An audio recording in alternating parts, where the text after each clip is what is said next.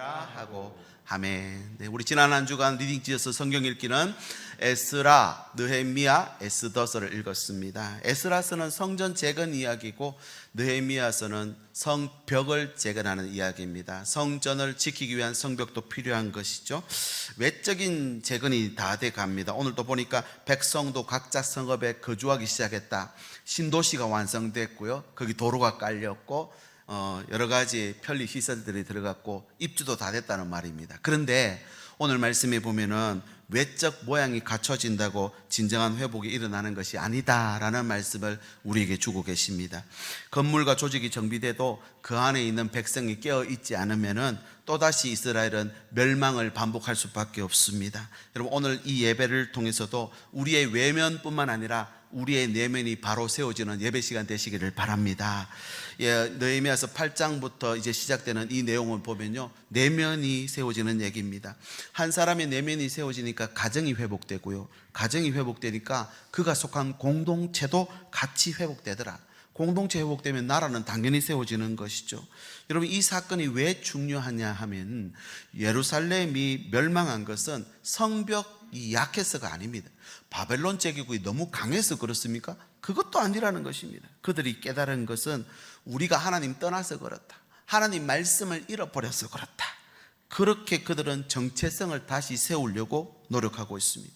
여러분, 오늘 또 하나님은 우리 삶에 필요한 성벽만 주시는 게 아니라 하나님의 백성을 그 안에 세우시는 줄 믿으시기 바랍니다. 할 수만 있다면 저와 여러분들이 하나님의 백성으로 그 자리를 지키고 세워가는 저희들 될 수 있기를 바랍니다.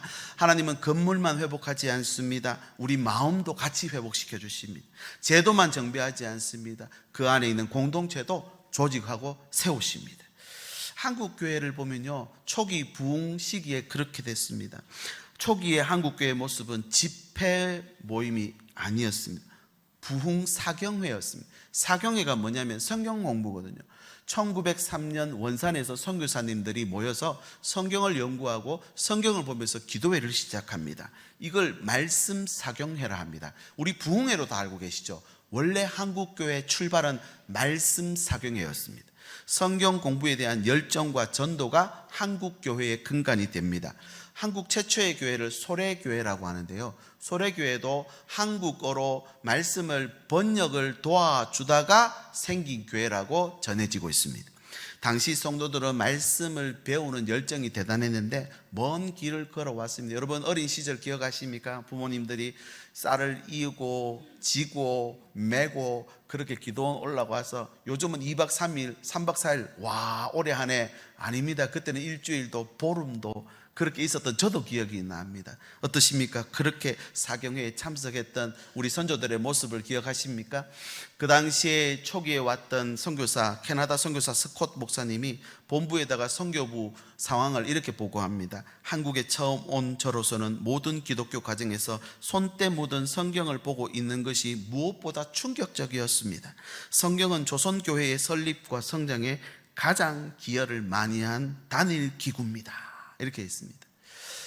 계명대학교에서 명예교수로 또 재직하고 있는 정중호 교수님의 저서 한국 성경 300년사라고 하는 책이 있는데요, 그 책에 보면 한국은 유독 성경을 많이 깊게 읽어 개신교, 그러니까 외국에서 들어왔는 선교사들로부터 별칭을 얻었대요. 성경 기독교다. 이 나라에는 성경 기독교가 있다는 거예요. 특히 선교사들이 한국에 들어오기 전에 이미 성경을 가지고 있었고요, 한국인들은 성경을 읽으며 박해의 시대를 견뎌냈다라고 그렇게 정의하고 있습니다. 우리 선조들은 성경을 읽고 듣고 배웠습니다. 성경 앞에서 회개하고 울었습니다. 말씀대로 살고자 노력했습니다. 한국 교회의 초기의 힘은 프로그램 아닙니다. 말씀을 사모하는 마음이었습니다. 말씀대로 살고자 하는 진심이 들어가 있었다는 것입니다. 오늘 이 느헤미야 8장도 보니까 성전도 성벽도 완성했지만 백성들의 진심은 말씀 앞에 있었습니다. 말씀 앞에서 백성들이 어떻게 되는지 오늘 세 가지 나오는데요, 첫 번째가 뭐냐면 모였다는 것입니다. 모였습니다. 1절 말씀입니다. 이스라엘 자손이 자기들의 성읍에 거주했다, 이렇게 되어 있죠. 입주했다는 말입니다. 신도시가 완성됐습니다. 외면은 서서히 모양 갖춰졌습니다. 이제 필요한 건 내면입니다. 여기 가장 먼저 보이는 것은 모였다는 건데 1절 말씀 뒷부분 봅니다. 모든 백성이 일제히 모였습니다. 어디에요? 수문 앞에 모였답니다. 모든 백성이라고 하는 이 단어의 원어 뜻은 전부라는 말입니다. 전부. 느헤미야 8장에 이 전부라는 말이 7번 반복됩니다. 성경에서 반복되면 굉장히 강조하는 거거든요. 8장에만 7번 반복합니다. 모든 백성이 모였다. 개인의 일이 아니라 공동체 전체의 일이라는 것입니다. 말씀을 듣고 보는 것, 한 사람의 생각이 가정을 살리고 그리고 우리의 모든 서 있는 삶의 현장을 살려냅니다. 다 와야 되는 거 아닙니다. 내가 하나님 앞에 말씀 앞에 깨어나면 다 살릴 수 있다는 거죠. 목장도 말씀 앞에 세워야 되고요. 또 하나님 앞에 교회도 말씀 앞에 서 있어야 됩니다. 페르시아 수상궁 1500km 떨어져 있던 그 포로의 장소에서 느헤미야는 왕의 술 맡은 관원장 됐잖아요. 근데 그가 이 예루살렘의 폐허의 소식을 듣고 기도하기 시작합니다. 느헤미야서 1장 4절, 내가 이 말을 듣고 앉아서 울고 수일 동안 슬퍼하며 하늘의 하나님 앞에 금식하며 뭐 했다고요? 기도를 시작합니다. 기도하니까 하나님께서 비전을 부어주십니다. 그리고 하나님 길을 여셨죠. 아닥사스다의 마음을 움직여서 돌아가서 성벽 건축하게 만들어 주십니다. 이제 그는 성벽 건축으로 끝나는 게 아니라 백성에게 비전을 심기 시작합니다. 여기 중요한 이 말씀의 중요한 표현이 일제히 수문 앞에 모였다 그랬죠.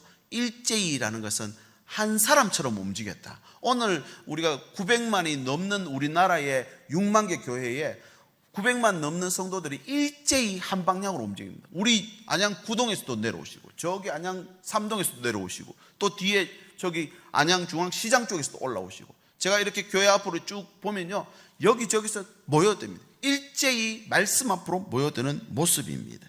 서로 다른 사람들이 하나님의 말씀 아래 같은 방향에 서는 것. 그들이 지금 이제 어디에 섰는지 보십시오. 느헤미야 8장을 재현한 그림을 한번 보여드리겠습니다. 여러분 수문 앞이라고 했는데요, 저기 예루살렘 성 벽이 이제 재건됐습니다. 성전도 저기 세워졌죠. 수문 앞 광장이 있는데 거기 다 모였다는 거죠. 사람들이 만나고 문제가 오고 가는 그 장소에 거기 사람들이 모여서 제사장이자 학사였던 에스라 앞에 섰습니다. 1절 말씀 하반절입니다. 학사 에스라에게 여호와께서 이스라엘에게 명령하신 모세의 율법책 가져오기를 청했다. 백성들이 먼저 청합니다. 자기 지금 일어난 삶과 하나님의 말씀과 연결하기 위함입니다. 우리가 다시 하나님의 백성으로 살고 싶습니다. 단순히 그냥 재건해서 알아서 살아가는 게 아니라 우리 다시 하나님의 언약 가운데 들어가고 싶습니다. 우리는 누굽니까? 우리가 무너졌을 때 다시 회복시킬 때 우리는 어디에 서야 합니까? 라며 그들은 하나님 앞에 말씀으로 하나같이 섰다는 것입니다. 오늘 우리도 말씀 앞에 섰습니다. 이 말씀이 우리의 중심과 내면을 세워주시는 줄 믿으시기 바랍니다. 성벽도 필요하고 도움도 필요합니다. 우리 삶에 보호해 줄 어떤 장치도 필요하지만 무엇보다도 하나님의 말씀이 우리 가운데 있을 때에 여러분 하나님의 놀라운 은혜와 연결되는 줄 믿으시기 바랍니다. 여러분 이 땅이 정말 정치를 잘해서 사람들이 좋아서 우리가 힘과 능력이 있어서 이렇게 된 것 아니잖아요. 초기 한국 교회를 다시 돌아보면요, 다시 그들은 하나님 앞에 모였던 모습을 제일 먼저 확인할 수 있습니다. 말씀을 배우기 위해서 구름처럼 몰려듭니다. 먹을 것 싸들고 입을 것 가지고 다 들어갔습니다. 1903년 사공예를 시작한 2년 후에 대한매일신보에 이런 내용의 기사가 실렸습니다. 1905년 음력 11월 20일에 평양 야소교회당에서 성경 공부를 시작할 때 평양 양도 일반 교인들이 구름같이 모였난데, 이렇게 1905년이라 그랬죠. 2년 후에 1907년이 평양 대부흥 사건입니다. 평양 대부흥이 그냥 일어난 게 아니라 모이기 시작하면서 일어났다는 것입니다. 1903년 시작됐던 선교사들의 성경 공부와 기도회가 1905년을 넘어서 1908년까지 가니까요, 부흥이 절정이었던 감리교 총회의 보고 내용을 보면 이렇습니다. 제가 읽어드릴게요. 교회의 신앙 수준은 높아졌고 미리 자상한 성경 교육이 있었으므로 교회들이 성경을 공부하려고 무려 2,000명의 대집회가 한 장소에서 거행됐습니다. 제가 보기엔 2,000명 넘는 것 같아요. 그죠?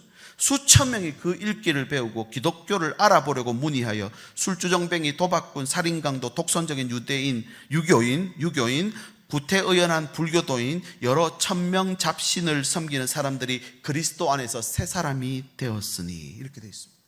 하나님을 알게 되고 나니까 자기 모습이 보인 거죠. 그 자리에서 회개가 시작되고 삶의 변화가 일어납니다.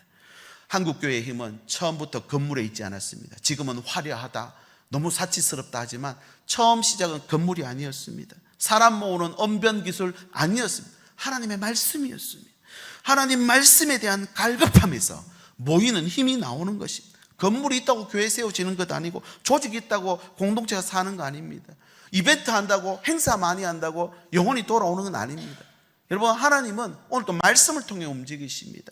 우리 신일교회에 요람이 있는데, 요람 제일 첫 부분에 보면은 교회 연역이 나옵니다. 우리 교회도 이렇게 시작됩니다. 1954년 10월 첫째 주에 부산 3.1교회를 섬기던 이기수 집사, 이수금 집사 가정이 사업상 안양으로 이사 후 교회를 찾다가 고려 도자기 주식회사 사택에 7명이 모여 첫 예배를 시작하였다, 이렇게 되어 있습니다. 1954년 10월 첫째 주, 그래서 우리 교회는 매년 10월 첫째 주가 설립 기념주일입니다. 그 주일부터 한 주도 빠짐없이 72년이 지난 지금까지 하나님의 말씀을 듣고 하나님 말씀 앞에 공동체가 서 있는 것입니다.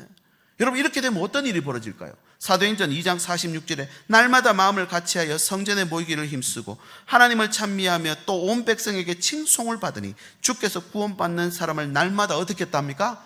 더해 주신다는 것입니다. 말씀 앞에 모여야 합니다. 성령 사역, 치유 사역 좋습니다. 그런데 여러분, 한국교회의 시작은 말씀이었습니다. 예배가 말씀 앞에 서는 자리 되어야 됩니다. 우리 가정에서도 말씀이 먼저 우리 가정에 심어져야 하는 줄 믿으시기 바랍니다. 오늘 유아세례 봤는데 조부모님의 신앙으로도 봤잖아요. 조부모님의 신앙이 심겨져서 저 가정에도 하나님의 놀라운 부흥과 역사가 일어날 수 있기를 예수님의 이름으로 축복합니다. 목장도 마찬가지, 말씀 앞에 세우는 거고, 교회 학교도 말씀이에요. 청년들도 말씀으로, 성경으로 돌아가야 되는 것입니다. 오늘 특별히 자녀 사랑 주일로 지킵니다. 가장 큰 자녀 사랑하는 방법은 뭘까요? 말씀을 들려주는 것입니다. 말씀 안에 살아가게 그들을 양육하는 것입니다. 하나님 말씀 앞에 우리가 쓸 때 흩어진 마음도 하나로 모을 수 있습니다. 우리나라가 지방선거를 지금 또 앞두고 있으니까 막 시끄러운 소리가 들리죠. 동서, 남부 이렇게 갈등하는 거 어떻게 하나가 될 수 있습니까? 여러분, 말씀이 하나로 묶습니다. 1907년 이 당시에 우리보다 훨씬 더 이념 전쟁이 많았단 말입니다. 그런데 어떻게 부흥이 일어났습니까? 말씀으로 일제히 수문합 광장에 모였을 때, 그때 하나님의 역사가 시작되는 줄 믿으시기 바랍니다. 여러분, 오늘 또 하나님 말씀 앞에 우리가 다 나아갈 수 있기를 바랍니다.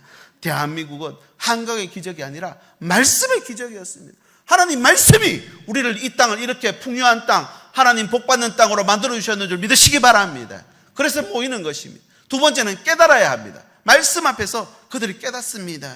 말씀이 들려질 때 풀어지고 깨달아야 되는데, 지금 이 당시 느헤미야 당시에는요, 큰 문제가 하나 있었습니다. 뭐냐면 그 당시 일상 언어는 아람어입니다. 율법은요, 히브리어입니다.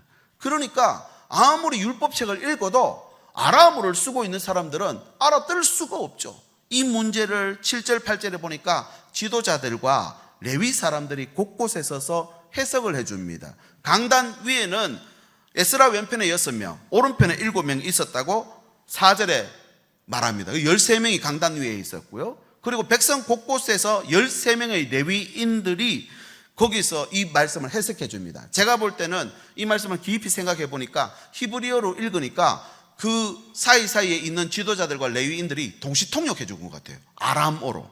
그렇게 알아들을 수 있도록. 먼저 말씀을 읽는 것 중요하지만 깨닫고 이해하는 게 더 중요합니다. 우리 교회 안에도 가르치는 사역자들이 노회에서 파송되어 있죠. 담임 목사를 위시해서 우리 목사님들 5분, 여전도사님들 4분 다 석사학위 다 마쳤습니다. 신학을 공부했습니다. 옛날에는 여러분 학이 3개밖에 없는 거 아십니까? 법학, 의학, 신학 3개밖에 없었어요. 여러분, 그만큼 중요한 겁니다. 말씀을 듣고 해석하고 적용하는 것. 여러분, 이렇게 느헤미야 8장에 보면 깨달았다는 단어가 6번 반복되는데 영어 성경에 가보면 understanding입니다. 그러니까 이해시켰다는 말입니다.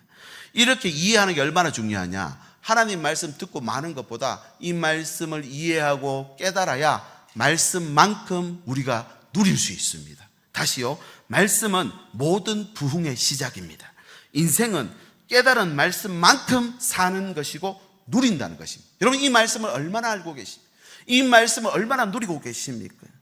7절 말씀 보십시오. 레위 사람들은 백성이 제자리에 서 있는 동안 그들에게 율법을 깨닫게 했는데, 8절 가보면요, 그 과정을 보여줍니다. 하나님의 율법책을 낭독하고 그 뜻을 해석하여 백성에게 그 낭독하는 걸 다 깨닫게 해줬다. 낭독하고 해석하고 깨닫게 해줬다 합니다. 여러분, 그걸 프리칭이랍니다. 이 설교죠. 프리칭은 영어에서 설교를 말하는데요, 고린도전서 1장 21절에 가면은 전도에 미련한 것으로 믿는 자들을 구원하시기를 기뻐한다라는 말씀을 여러분 기억하실 텐데, 전도에 미련한 것으로라고 하는 이 단어가 프리칭입니다. 설교입니다. 오늘 또 6만 개 교회에서 목사님들이 하나님 말씀을 프리칭, 설교합니다. 그런데 성경은 그걸 미련한 것이라고 합니다.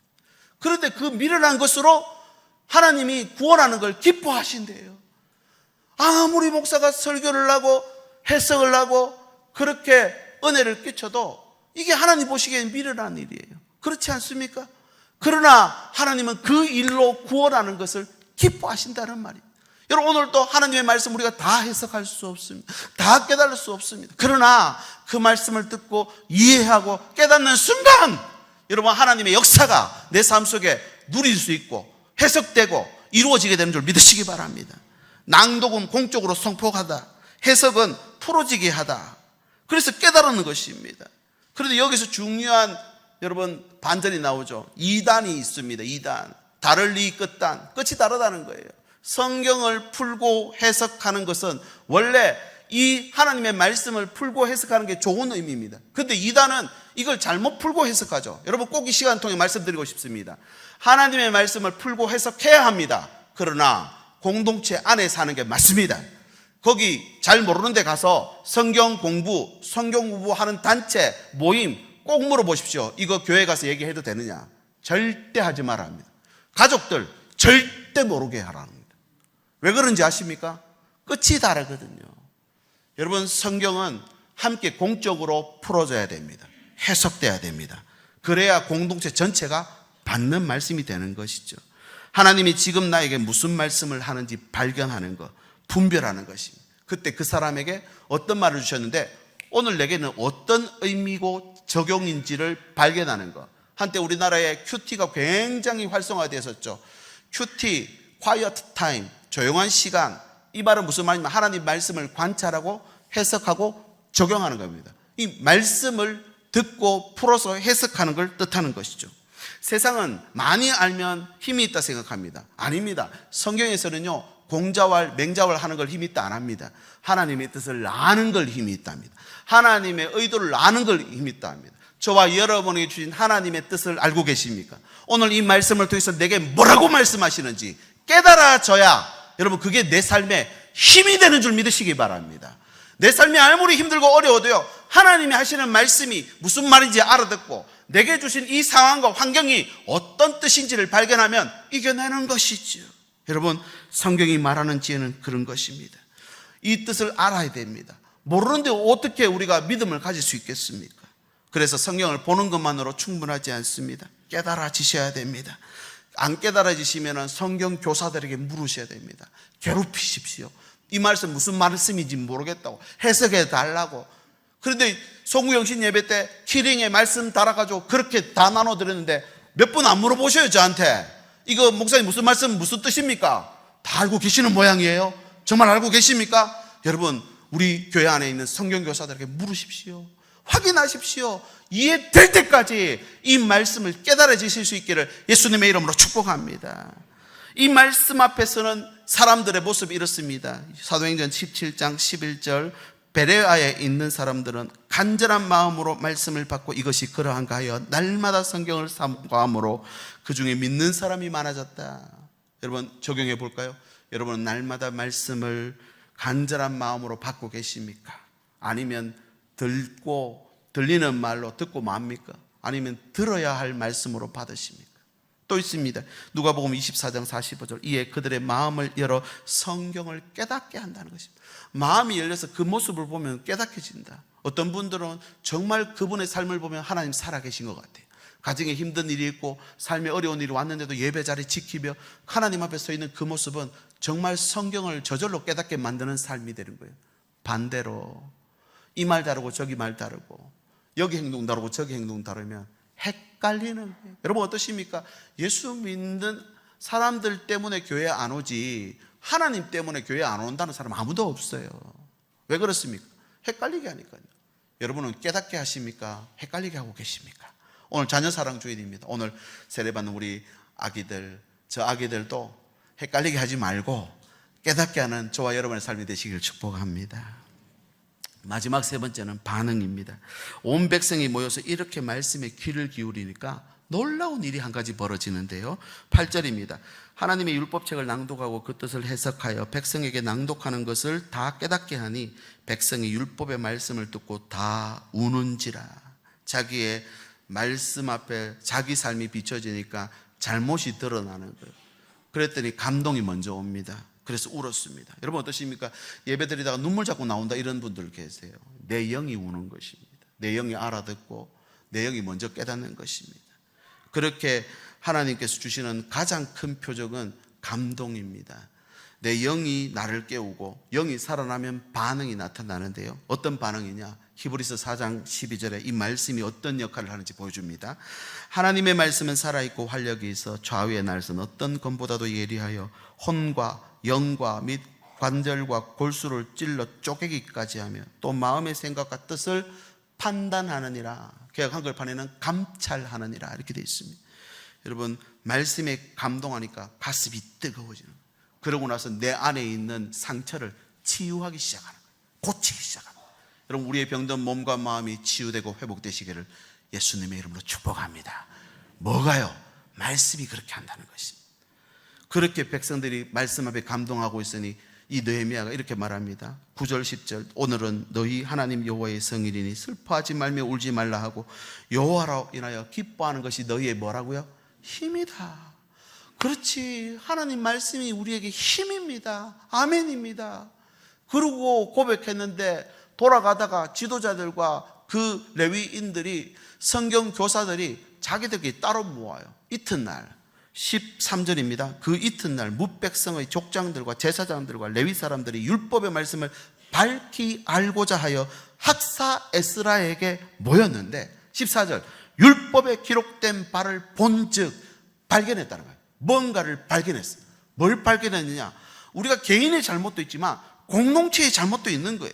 말씀을 연구하다가 공동체가 그동안 잘못했던 걸 발견한 거예요. 그동안 잘못했던 게 뭐냐? 초막절을 지키지 않았다는 거예요. 절기 말입니다. 근데 이 절기가 초막절인데 수장절이라고도 하는데요. 추수감사절에 해당하는 겁니다. 하나님 우리에게 베푸신 은혜를 감사하는 절기 말입니다. 출애굽하고 나서 그 절기를 지켰는데 바벨론 하고 나서 그들에게 다가온 이 말씀은 엄청 새로운 은혜로 다가왔던 것입니다. 우리 이 절기 지키자.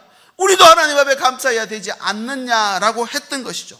그런데요, 이스라엘에게 절기가 얼마나 중요하냐면 하나님이 출애굽하고 나서 첫날, 첫 달 이걸 달력 자체를 다 바꿔버렸습니다.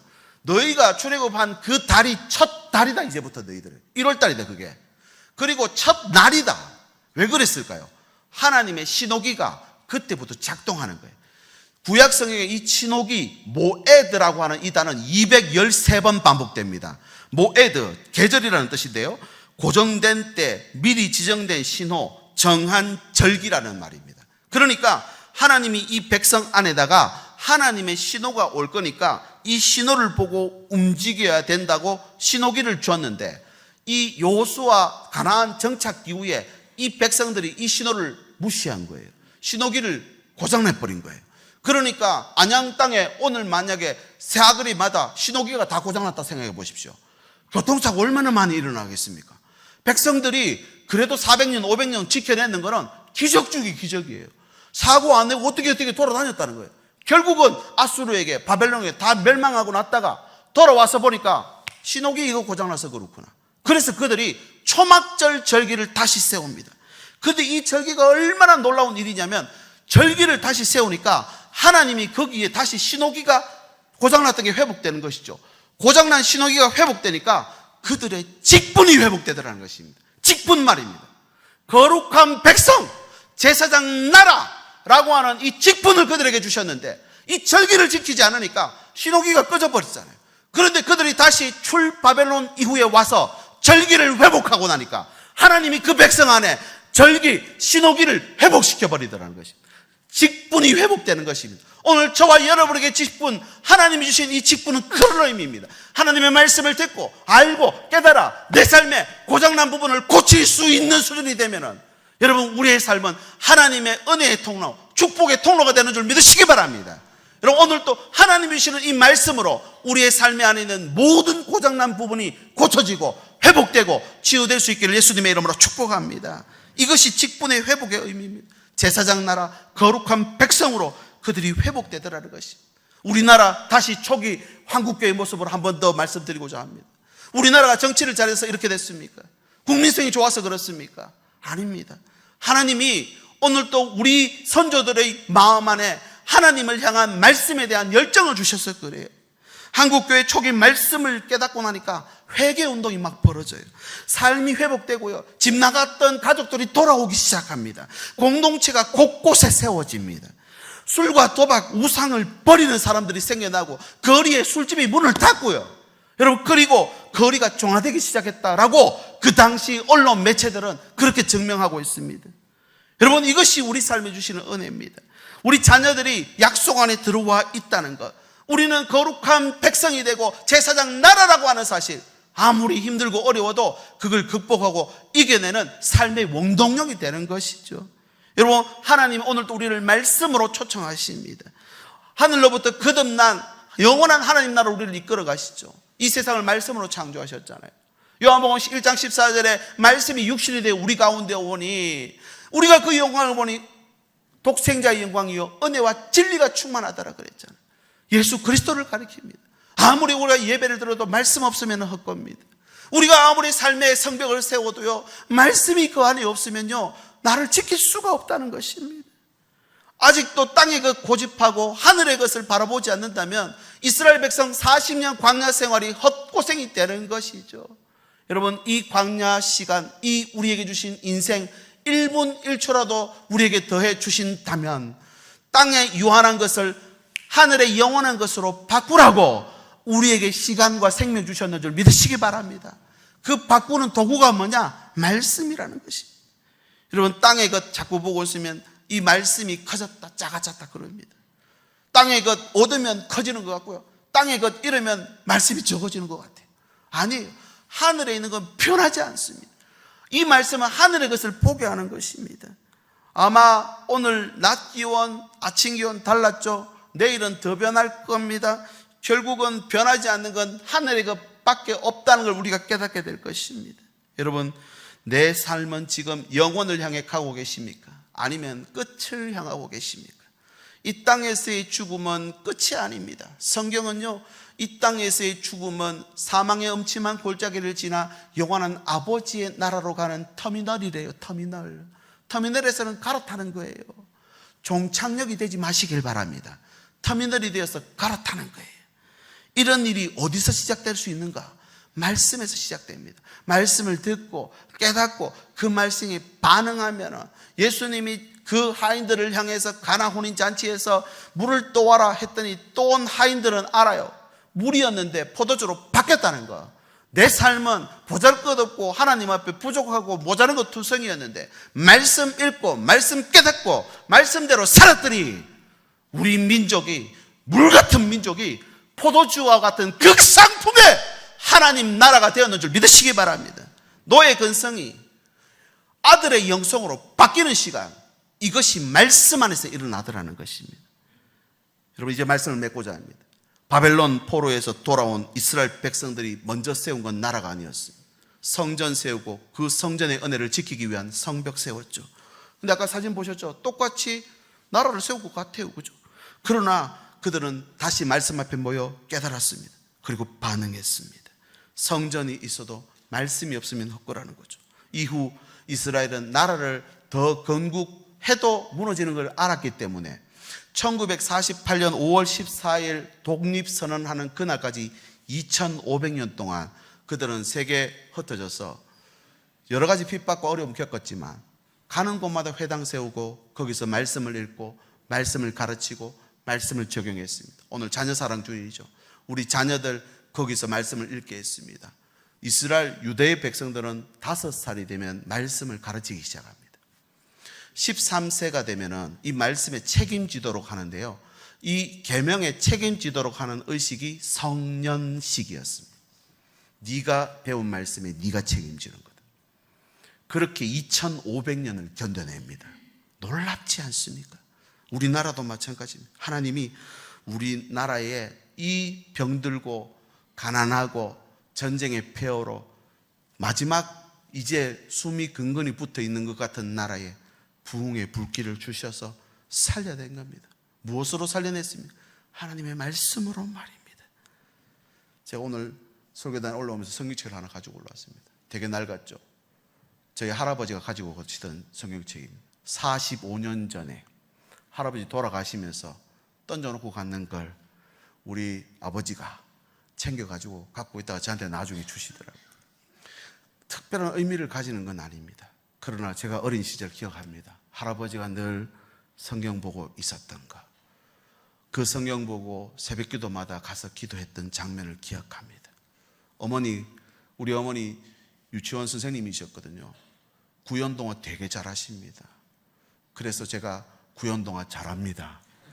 그래서 그때 들었던 이야기가 그 찬송가에도 나오잖아요. 나의 사랑하는 책 비록 헤어졌으나 어머님의 무릎 위에 앉아서 재미있게 듣던 말 그때 일을 지금도 내가 잊지 않고 기억합니다. 같이 할까요? 귀하고 귀하다 우리 어머니가 들려주시던 재미있게 듣던 말 그때 일을 지금도 이 성경 심히 사랑합니다.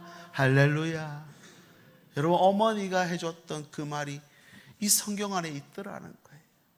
여러분, 이 시간을 통해서 부탁을 한 가지 드리고 싶습니다. 우리가 다 스마트폰 또 교회 오면은 스크린에 다 성경 비춰주니까 성경을 요즘은 잘 안 들고 다니시죠. 그러나 댁에서 보는 성경은 꼭 하나 준비하셔서 밑줄 긋고 형광펜 칠하고 체크하고 접어놓고 표시해 놓으시기 바랍니다. 우리 자손들 보라고 주는 건 말고요, 아이들이 들어가며 나오며 우리 부모님이 갖고 계셨던 성경책 한 권은 있어야 안 되겠나, 그런 생각을 해봅니다. 왜요? 부흥은 하나님 말씀으로부터 오거든요. 그냥 가서 거기서 받는 그 문장 몇 자 말고요, 내가 보는, 내 손에 쥐고 있는, 내 마음에 품고 있는 이런 말씀이 있어야 합니다. 이 말씀이 결국은 우리 가정을 일으켜 세울 것입니다. 이 말씀이 오늘 유아세례 받은 저 자녀들의 앞날도 지키고 인도하시는 줄 믿으시기 바랍니다. 여러분, 우리 아기들 동화책, 이솝우화, 요즘 좋은 책 많이 나오잖아요. 그 책 말고 다윗 이야기, 엘리야 이야기, 또 사자굴의 다니엘 이야기 많이 해주시기 바랍니다. 주일 예배 자료집 뒷부분에는 자녀와 함께하는 주일 가정 예배지를 같이 실어놨습니다. 오늘 하루 시간이 있다면 한 번 더 그 이야기를 해주고 그 이야기를 나누는, 그것이 아이의 기억에 영원히 남는 거예요. 여러분, 오늘 또 하나님이 오늘도 그 일을 위해서 우리를 부르셨습니다. 그런데 쉽지 않죠. 다 이해 못합니다. 그래서 예수님이 성령을 보내주셨습니다. 요한복음 14장 26절, 보혜사 곧 아버지께서 내 이름으로 보내실 성령 그가 너희에게 모든 것을 가르치고 내가 너희에게 말한 모든 것을 생각나게 하리라. 종교개혁 때 그렇게 일어났고요, 우리나라도 사실은 성경기독교예요. 성경 말입니다. 부흥에 방언하고 치유하고 이 좋죠. 근데 그보다 먼저 성경이 있었단 말이에요. 저와 여러분의 가정에 먼저 성경이 살아날 수 있기를 바랍니다. 말로만 부흥이 아니라 여러분, 거짓과 탐욕 가득한 이 세상에 부흥의 불길이 타오르는 것은 진리의 말씀이 성령의 능력으로 우리 가운데 임할 때 일어나게 되는 줄 믿습니다. 이번 주 동안 또 우리 가정과 일터에 성경 보는 운동이 일어날 수 있기를 바랍니다. 우리 지금 같이 한번 기도하고 찬양하면 좋겠습니다. 모여야 됩니다. 모였습니다. 깨달았습니다. 세 번째는 반응했습니다. 하나님, 오늘 또 우리 가정이 모이게 하시고 깨닫게 하시고 반응하게 해 주옵소서. 내 삶도 그렇게 되게 해 주옵소서. 우리 함께 기도하고 이 찬양 드립니다. 하나님 아버지, 감사합니다. 우리 삶에 이렇게 귀하고 놀라운 말씀 주셨는데 이 말씀 안에 살아갈 수 있기를 원합니다. 이 말씀을 내게 주신 약속으로 받기를 원합니다. 이 말씀이 살아가는 우리 자녀들의 삶의 지표가 되고 이정표가 되고 인도자가 될 수 있기를 간절히 소망합니다. 땅의 유한한 것들을 속히 하늘의 영원한 것들로 바꿀 수 있는 방법, 하나님의 말씀 안에 오늘 또 우리가 모였고 말씀을 깨닫고 말씀에 반응하여 물이 포도주로 바뀐 것처럼 우리의 삶도 오늘도 주님 안에 극상품의 포도주 하나님 바뀌는 놀라운 역사 있도록 함께하여 주옵소서. 예수님의 이름으로 기도드립니다. 아멘. 우리 자리 모두 일어나셔서 함께 이 찬양 믿음으로 선포합니다. 오소서 진리의 성령님, 하나 흔들며 임하소서. 거짓과 탐욕 죄악에 무너진 우리 가슴 정케한 오소서, 오소서, 오소서. 은혜의 성령님, 하늘 가르고 임하소서. 거룩한 불꽃 하늘로서 임하사 타오르게 하소서. 주 영광. 우리 두 손 높이 들고 고백합시다. 부흥의 불길, 부흥의 불길 타오르게 하소서. 진리의 말씀 이 땅 새롭게 하소서. 은혜의 강물 흐르게 하소서. 성령의 바람 이 땅 가득 불어와. 흰 옷 입은 주의 순결한 백성, 주의 영광 위에 이제 일어나 열방을 치유하며 열방을 치유하며 행진하는 영광의 나. 우리 다시 한번 선포합시다. 부흥의 불길 타오르게 하소서. 부흥의 불길 타오르게. 우리 가정에도 우리의 일터 속에도 하나님 아버지, 오늘도 우리 삶 속에 교회 안에도 아멘. 은혜의 강물 흐르게 하소서. 성령의 바람 이 땅 가득 불어와. 흰 옷 입은 주의 순결한 백성, 주의 영광 위에 이제 일어나 열방을 치유하며 열방을 치유하며 행진하는 영광의 그 나를 주소서. 기도하시겠습니다. 하나님 아버지, 나라를 빼앗기고 국운이 쇠어가는 그 과정 속에서도 하늘의 문을 여시고 말씀의 은혜를 주신 하나님 감사합니다.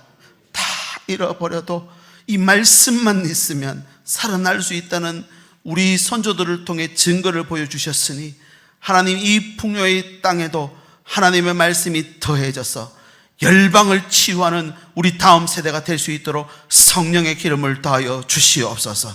저희도 오늘 예배로 모였습니다. 말씀 앞에 섭니다. 이 말씀이 우리 삶 속에 들어와서 은혜의 강물이 되게 하시고 만국을 소송하게 하는 능력의 생명수가 될 수 있도록 인도하여 주시옵소서. 하나님 앞에 예배드리며 예물 가지고 나갑니다. 주일헌금, 감사헌금, 성경헌금, 목적헌금, 소득의 11조를 드립니다. 비전헌금을 작정해 드립니다. 하나님 세상의 것에 묶이지 않게 하시고 하늘의 영원한 것 붙들며 믿음으로 살아가는 주의 백성 되게 해 주시옵소서. 이 예물이 주의 나라와 복음을 위해 귀하게 사용되게 하시고 하나님 앞에 모이고 깨닫고 반응하는 모든 일에 아름답게 쓰이는 예물 되게 인도하여 주옵소서. 우리 주 예수 그리스도의 은혜와 하나님의 사랑과 성령의 교통하심이 오늘도 말씀 앞에 살아가기로 다짐하며 머리 숙인 주의 백성들 위해, 저들의 가정과 일터와 자녀들 위해, 오늘 유아 세례 받은 우리 3명의 아기들 그리고 그 부모들 위해 이제부터 영원토록 함께 계실지어다. 아멘.